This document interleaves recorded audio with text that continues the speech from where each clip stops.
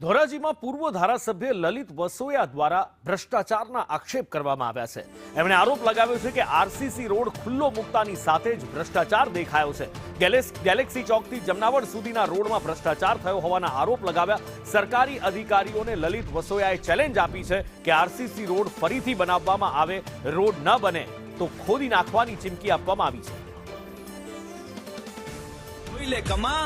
આ છે લલિત વસોયાનો પાવર।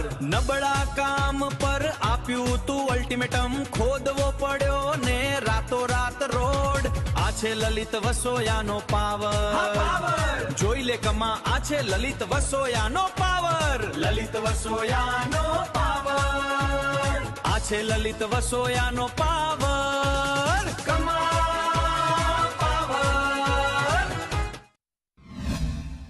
સરકારને, સરકારી અધિકારીઓને ખુલ્લી ચેલેન્જ સાથે કહું છું કે જો આ સિમેન્ટ રોડ ફરીથી બનાવવામાં નહીં આવે, બનાવેલો સિમેન્ટ રોડ ખોદીને ફરીથી રોડ બનાવવામાં નહીં આવે તો 18 તારીખે 18મી માર્ચે હું પોતે કોંગ્રેસના આગેવાનો, કાર્યકર્તાઓ સાથે આ રોડ મશીનરી લઈ અને તોડી નાખવાનો છું।